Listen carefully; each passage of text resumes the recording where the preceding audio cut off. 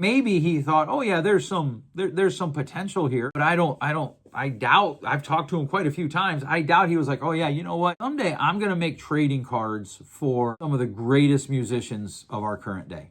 I don't think he thought that, because he didn't have it all figured out. He didn't necessarily feel completely ready. Guarantee you he didn't feel strong, but he moved forward anyway with an idea. And one of the things that I often tell people is, look, sometimes the thing that actually moves you forward, sometimes the thing that actually pushes you into healing isn't the thing that you think. It's not the steps that you think. Not that those aren't important, but sometimes the thing that moves you into healing is actually you just start something and see where it goes. And here's the thing I love about this story. Change didn't happen because suddenly everything was right. It didn't happen because suddenly his ex-wife stopped gossiping about him and telling hogwash stories about him. It didn't happen because everything worked out with his job, because that didn't work. It didn't happen because suddenly he had people that could help him move his kids around from daycare to school, right, and all the pickup stuff and drop off stuff that you have to do with little kids. It happened because he moved. It happened because he took something internally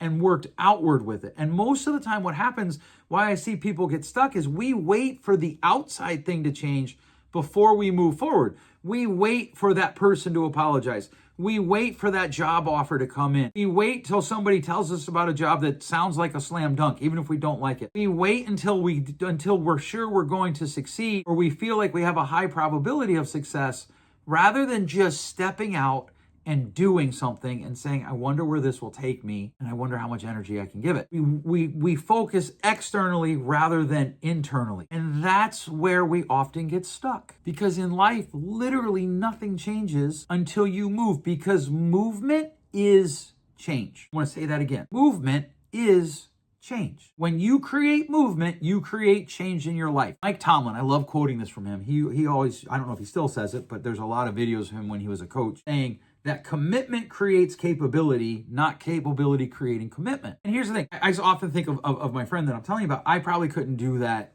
industry. I probably couldn't run trading card business because I'm not as creative as he is. But if I were committed to it, I could find the people that were, or could learn the skills, right? There are ways around it. There's movement towards it. And this is not an episode where like, oh, you can do anything you put your mind to, but you can do any movement that you put your mind to, and you can create the change in your life that you're looking for by committing to the change and the movement. And that's where we get stuck. You have to move it from an external view to an internal view, because there are three truths that you have to just take to the bank here. And the first one I've already said: movement creates momentum, and momentum creates change. Movement is change.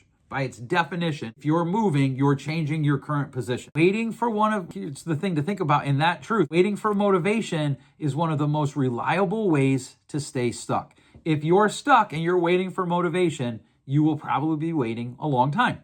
If you're waiting to feel ready, you will probably be waiting a long time. Rule 2, you don't need the whole plan. You just need to know what the next step is. What's the thing you're going to do next? What's the little small movement you're going to lean into next? Right? Because often people freeze because they're trying to solve everything at once. It's not that life is actually impossible. It's that they're stuck trying to figure out everything at once. I've got to know exactly how this is going to work out. I've got to have the 10 biggest challenges figured out, and I've got to know what I'm going to do and how I'm going to pivot. And here's one of the things I tell my clients all the time. You don't turn a boat that's sitting still. A boat needs movement to easily turn. And if you are not moving, you're probably not going to be able to pivot and react to anything. And that's the problem, because often we think not moving keeps us safe so that we can avoid being stuck. But really what it does is it keeps us more stuck. And here's the third hardest truth. And this is the one that I think makes the other two seem easy. You can't predict what happens next. And that's not a bug in the system. You know, for us older people, that's not a bug in the matrix. That's just reality. That doesn't mean you're failing. That doesn't mean that there's something wrong with you, that there's something inherently broken in you. It literally just means that you're living life. And you can't predict what happens next. The only thing you can do is create movement and start doing something, and then react to the changes that happen and pivot accordingly. If you want more on this, go to wherever fine books are sold. Go to Amazon if you're an Amazon shopper. And I have a book there called Start Anyway. If you have a Kindle, it's 99 cents. You can get a paperback version. It's just a short book. It's probably, in reality, if it were to be formatted like a normal book, about 26 pages. I think it's if you buy the physical book. There's a workbook there. And essentially the whole idea is you have to start regardless of how you feel. In fact, that's why the book's called Start Anyway. Be afraid, start anyway. Don't have the whole thing figured out. Start anyway. Be not sure that it's going to succeed. Start anyway. Be not sure how you're going to feel about it. Start anyway. Because once you start, you have movement. Once you have movement, you have momentum. And once you have momentum, you have change, and you have the possibility of pivoting and responding to life's changes. And that's what we're looking for. We're looking for this opportunity to respond, not react to life's changes. Because what we're looking for here is really simple. Just move. In fact, I almost called the book that. Instead of Start Anyway, I almost titled it Just Move, but it didn't test well in A/B testing. But I love that title because it's just move. It's just move. You want to learn a new language? Just move. Well, but my sister-in-law was making fun of my idea. Who cares? You want to redo your basement? Do it. Do it yourself if you want. Well, but my husband, my wife, who cares?